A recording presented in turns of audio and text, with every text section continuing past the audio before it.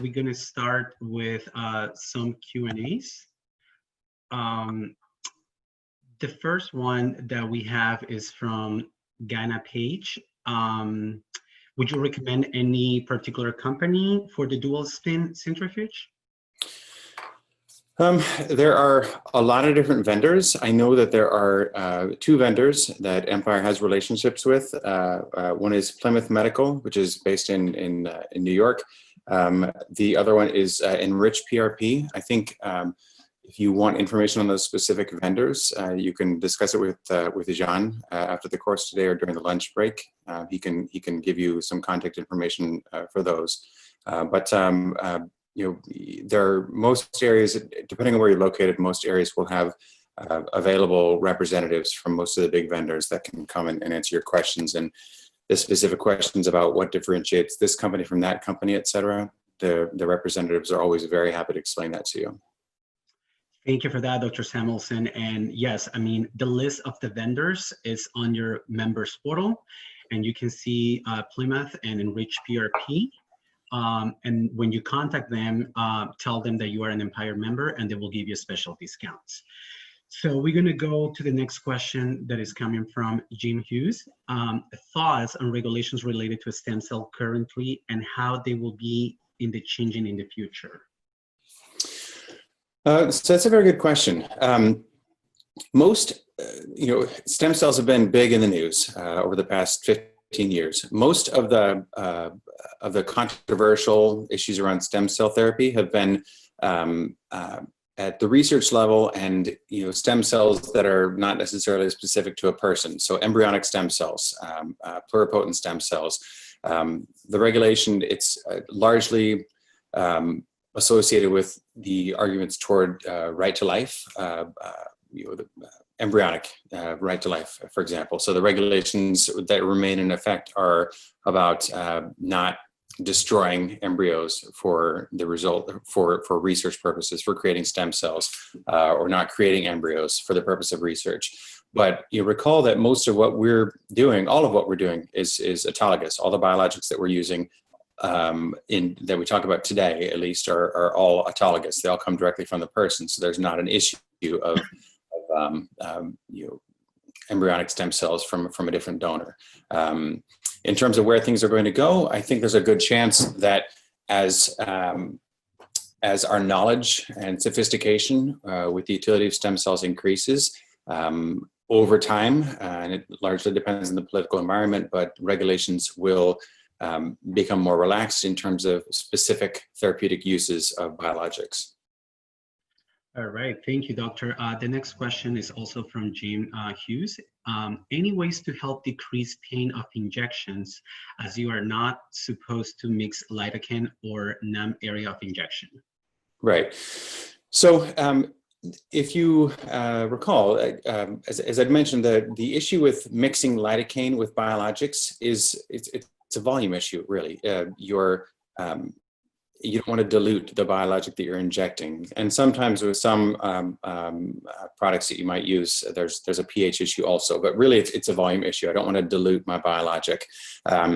So there's a couple ways to approach it. If you think it's going to be a very painful injection, for example, with the use of PRP for hair regeneration, when people use PRP for hair regeneration, it can be very painful. It's quite a few injections into the scalp. A simple thing that you can offer are some scalp blocks. So you can inject about 4 points into the scalp and get analgesia over most of the scalp. So you're not directly injecting the area, you're not mixing anything at all with your biologic, but you're still getting decreased pain over the area that you're working. So distal blocks are fine. You can ice an area if it's a shallow area. Icing of an area before injection is very effective for something like lateral epicondylitis. You also have an option, depending on where you're working, of if your patient wants to come and get some local anesthetic infiltration, strategically placed, and then wait an hour and get their biologic injected after that. most of the volume of that local anesthetic will have been carried away. So it's not going to be directly mixed with your biologic, and it's not going to locally dilute the area. And then there's always oral analgesics that people can take. And that goes for anxiety as well. If people are very needle phobic, you can have them take a benzodiazepine, for example, beforehand. And once it takes effect, you can proceed. So there are a lot of different ways that you can make it more comfortable for patients. The next question is, do you have to wait a specific period of time after using steroid injection before performing a PRP injection? Yeah, I'm going to go through that later on, but I'm pretty conservative in that regard. I won't inject an area if the person has taken, at minimum, I need at least 72 hours with no NSAID therapy. I prefer 2 weeks with no NSAIDs, 2 weeks with no steroids, preferably 4. And then I'm an 8-week guy in terms of after injection. I don't like people to use NSAIDs or steroids for 8 weeks after I inject. I will bend the rules for some patients who really need those therapies, but you remember, this is an involved process, and it's comparatively expensive for patients. So you want to give it the best possible chance of success. So steroids and non-steroidal anti-inflammatories are all going to work directly against what you're trying to achieve with these biologics. So you want to give yourself the biggest window that you can afford with no steroids or NSAIDs in the patient. So again, minimum of 72 hours prior to injection for my practice for NSAIDs, and I prefer 2 weeks for steroids. And then I prefer 8 weeks after, but some will do it quicker. All right, thank you, doctor. The next question is, how do we differentiate leukocyte-rich versus leukocyte-poor plasma? How does it get harvested? Very similar harvesting process, right? So if you think about it, you start with the same raw material, whole blood. And so it's all about how it's concentrated down, how it's centrifuged down. So that's a discussion you'll have with your vendor in terms of the product that their particular system will yield. And there are indications for both leukocyte-rich and leukocyte-poor plasma. Most of the uses of most of the uses of PRP now are going to be leukocyte poor. So leukocytes are more associated with the catabolic component of inflammation. So for most cases, as I mentioned before, you don't want that component to be emphasized with your inflammation. You really want to stress the anabolic phase of the inflammation. But again, in terms of differentiating the product, you start with the same raw material. It's just what gets spun down, and you'll discuss that with your vendor. The next question is, can RN administer PRP in joint with the doctor's supervision? This person is already injecting PRP for aesthetics on the face. Correct me if I'm wrong, probably that is based on the regulations on the state that the person is, correct? Yeah, so supervision or non-supervision, it depends on the state. I personally don't think there's any problem with an RN or a PA or many levels of trained practitioners with injecting. It's all about being guided, being properly trained, either by a supervising provider if you have a supervising provider, or with an external trainer of some kind. It's the issue to consider with non-physician providers doing these therapies, a lot of it has to do with liability. So like in my field of anesthesia, for example, we talk about a lot of that with nurse anesthetists, for example. A lot of it is liability. If you're going to be doing these procedures unsupervised, you have to be prepared to be the person that takes the legal liability if something goes wrong, whether it actually goes wrong or whether the patient perceives that it goes wrong. So there, it's a two-sided coin that you're dealing with if you're going to do these procedures unsupervised. Whereas if you are working under the license of a physician, for example, if there's any sort of poor outcome or liability issue, it's at least going to be you and the physician, if not just the physician. So, but in terms of actually achieving the therapies, it's the skill of the provider. If the practitioner feels comfortable doing the procedure, by all means.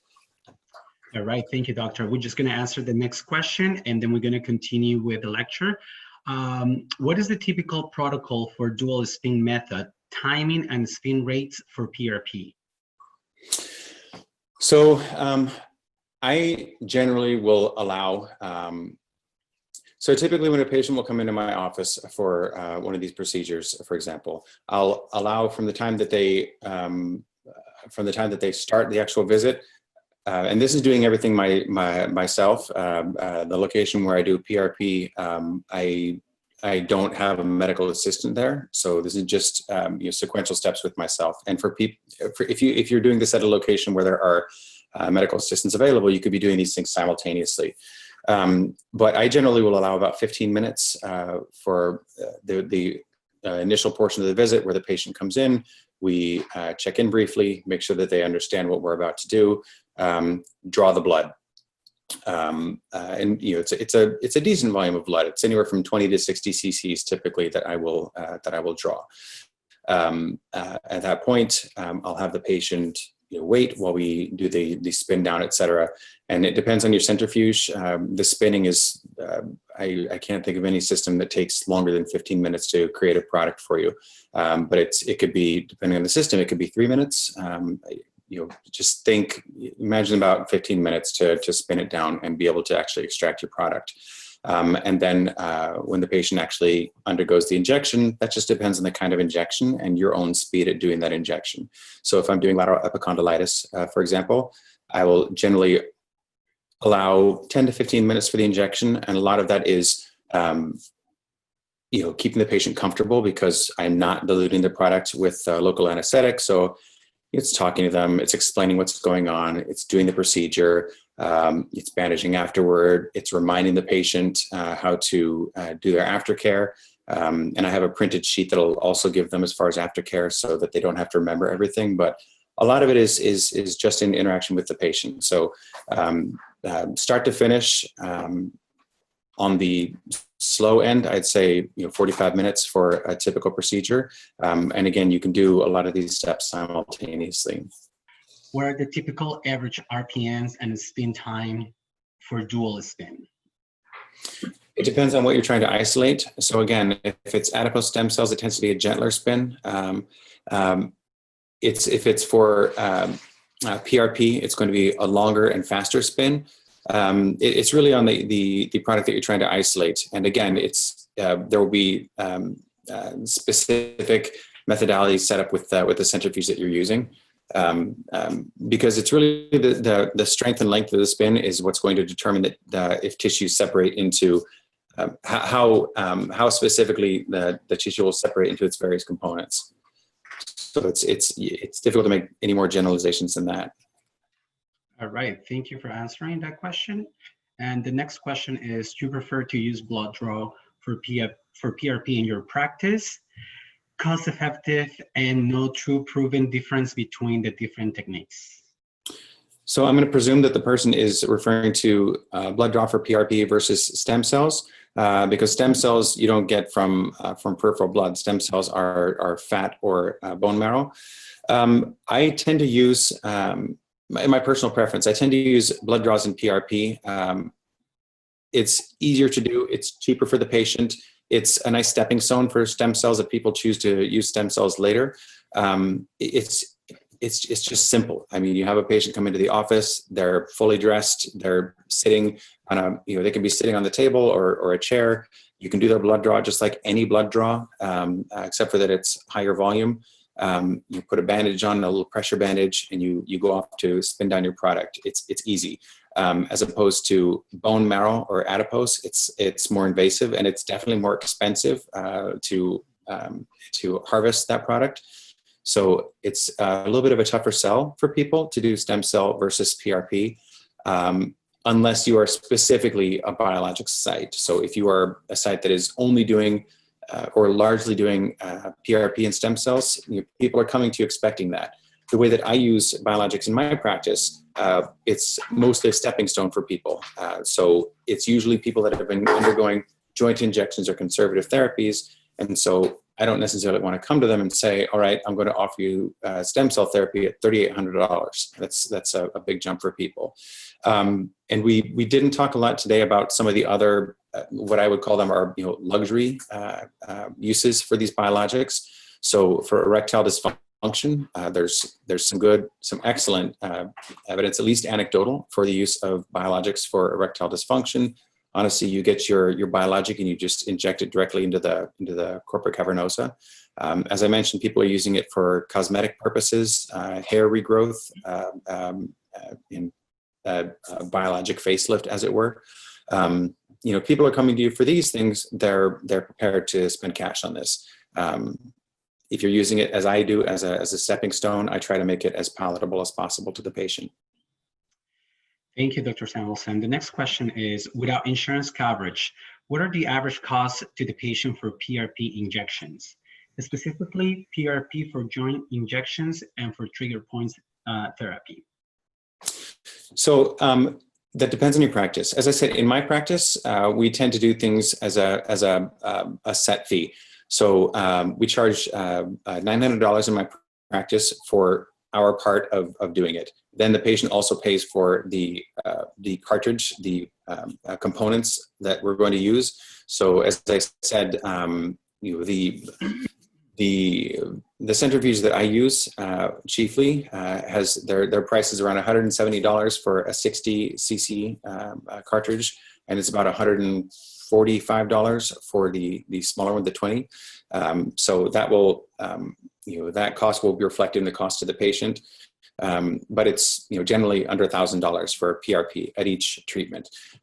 For bone marrow, it tends to be a lot more expensive. Like I said, typically above $3,000, and it will vary by market. A study, a more recent study, an orthopedic study, they actually went and looked at the mean costs within various markets for these therapies. And as far as specifying cost for different joints, mostly it's going to rely on the volume that you need of your biologic to inject within that joint. And as far as accessing different joints, it's up to you whether you want to vary your price based on joints. I personally do not. You could, if you chose to, charge more for ultrasound-guided injections than palpation-guided injections, but that would be kind of a difficult sell to the patient because they don't necessarily understand why one is superior to the other. I think your safest bet is to have a flat fee for the volume that you're going to use in particular joints. So, and it's because it's not insurance covered, it's sort of up to you and how much of a profit you need to achieve for your particular practice. Thank you, doctor. The next question is from Anna. In her practice, they're focusing on stem cell therapies for joint pain. Can you provide more info into indications of use of stem cell products, a specific diagnosis, and maybe you can share a specific protocol? Yeah, so I consider stem cells an escalation from PRP, and they really are, if you think about what you're trying to achieve with them. However, again, because I can't give you specific indications because they're not established FDA-approved indications. I can tell you anecdotally what I would tell patients about the biologics, if that's what you're asking. I am a big fan of using PRP for ligamentous injuries, for like muscular injuries, if it's a recurrent trigger point, for example. If someone wants to do cosmetic, for example, I'll suggest PRP because it's almost always a higher volume than stem cells tend to be. As far as more specific indications for stem cells, intra-articular injections, if I got to choose what therapy I was going to use for the patient, meaning cost were not a factor, I would choose for osteoarthritis and cartilage breakdown to use stem cells versus PRP. Reason being that it's an avascular area within a joint. it makes sense to me that having more stem cells directly injected into the joint would give a better chance of some of those cells differentiating and reproducing as cartilaginous components, for example, as opposed to relying just on PRP to recruit an inflammatory reaction. I also think that just injecting PRP within a joint tends to be relatively painful if you think about it, because this is an inflamed area already, and you're injecting something that is specifically intended to cause inflammation that relies 100% on inflammation to achieve its end result.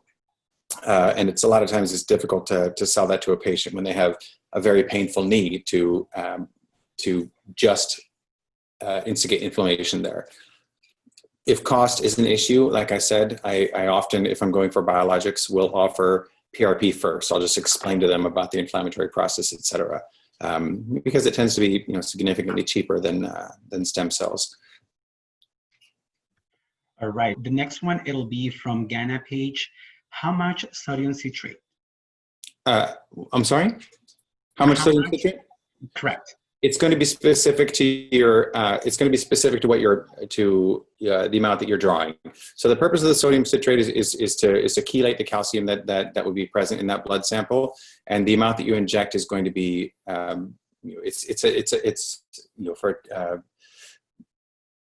It's going to be within the neighborhood of like 1 to 3 cc's that you're going to inject, depending on the size of your blood draw. It's not a lot. Next question is that Jim Hughes also. Maybe you can read that question, doctor. He's asking you, what made you choose to do chronic pain? Can you see the question right there? Yeah, he said, currently an anesthesia resident, wanted to know what made me choose to do chronic pain, procedural incline leaning for acute versus chronic pain. Yeah, so this is kind of a specific question. If anyone else is interested in hearing, I'll try to keep it brief. For myself, I chose anesthesia and I chose chronic pain because I liked to do basically everything that I had encountered in my training. I was very procedural inclined also. I also am fascinated by physiology, but more importantly, I really wanted to have longer term relationships with patients. Patients that you're treating for chronic pain tend to become very loyal patients to you. You become very important to them because most chronic pain conditions, as defined, they are chronic. They don't ever go completely away. So I form long-term relationships with my patients. They will come and go as their pain comes and goes, and I get to make their quality of life better. When you're doing just acute pain, meaning perioperative pain, that's nice as well. You definitely form less amount of relationships with patients, and it's you never have your own patients with acute pain, whereas with chronic pain, you have your own patients, your own practice. I'm happy to speak to you about that one-on-one. If you have more specific questions about it, I love to talk about it. So the next question is from Adil. How do you convince a patient pay out of pocket for procedures that last 6 months when they are used to getting 6-12 months relief with a steroid injection? So I've got a couple of issues with that statement. Number one, you never convince a patient. You never convince a patient. That's my strong feeling on that. The issue is the minute you quote unquote convince a patient to go through with a procedure, it's like Murphy's Law. That's the time when that procedure won't work for the patient. So a lot of what we do is expectation management with these patients. So I never convince a patient. What I will do is if I really believe that this procedure could help a patient, I will offer it to them. I can shade the way I present it if I really want the patient to go through with it. But I need a patient to be able to make this decision either on their own or together with me. And if it's a procedure like a biologic, for example, a lot of times I'll have more than one conversation with the patient. I'll introduce the idea, they have time to digest it, then they come back and talk to me about it. And then if they're interested enough to talk to me about it, then I can be a little bit more persuasive, but I never directly convince them. And as far as them being used to 6 to 12 months. So first off, none of this is specific. I can't give you a specific range of efficacy for a biologic injection into a ligament or a joint. Most studies, for example, they'll give specific intervals afterward. They'll say, we checked at 8 weeks, 12 weeks, 24 weeks, they'll give these specific ranges, and then they stop following. After 6 months or 12 months, et cetera, they stop following. So you may have a longer range that they just didn't detect. You may have a shorter range for a lot of patients that were sort of swallowed up within the mean. By the time that and it depends on the patient. For patients that have had chronic pain for a while, by the time I get to biologics, I frequently have been through steroid injections with them, and the pattern of steroid injections is the length of time that those steroid injections are effective, it decreases over time, which it's pretty reliable that occurs. I might give a knee injection to a 25-year-old patient who just has inflammation they can't kick, and that one injection might last them for the next 20 years. What I'm doing is I'm knocking out that inflammatory process now, and they don't have a very pro-inflammatory knee, so they're fine until it becomes an issue that they got inflammation. Someone who is 55 and has been coming to me repeatedly for these injections, over time, if I'm giving steroid injections into the knee, they won't work as well. So by the time they're looking for biologics, maybe their steroid injections into the knee are only lasting a month, and a biologic has a chance of lasting longer.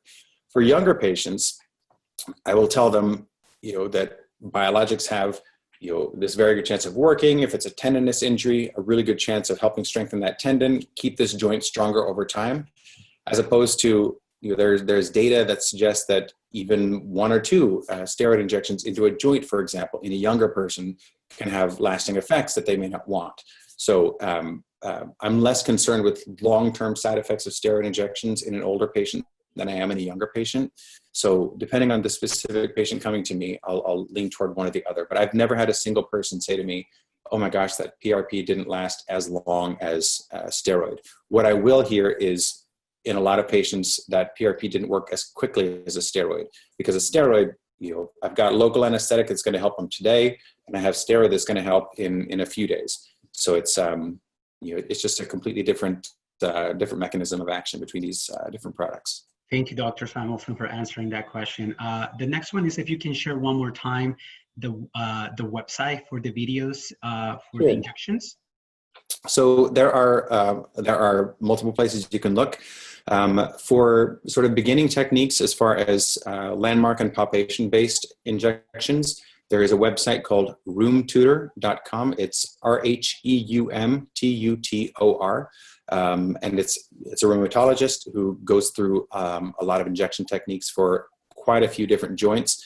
Rheumatologists tend to be a lot more reliant on landmark and palpation based, which is great because it inspires you to have an understanding, a sort of visceral understanding of the anatomy of these joints. As far as ultrasound guided techniques, you can look on the ASRA, on the American Society of Regional Anesthesia. You can look on their website. You can peruse a number of orthopedic websites. There's an orthopedic website that is focused on PAs. I don't remember the URL, but it's the name, it's the Journal of Orthopedics for Physician Assistants. They have some ultrasound guided videos. But again, if you are looking for any particular joint, if you want to see ultrasound guided injection of the acromioclavicular joint, just put it in your Google search bar. It'll almost definitely lead you to multiple videos of that specific technique on YouTube. If you are just learning to do this joint and there's no one available to teach you directly, I recommend that you look at several videos of that joint. If anyone wants to contact me with specific questions, a good email address for me is dr, as in doctor, .sts, like Sam Tom Sam, .md@gmail.com. Once again, dr.sts.md@gmail.com. And just put in the subject line something about Empire so I know where it's coming from, and I'll do my best to answer you as soon as possible. Okay?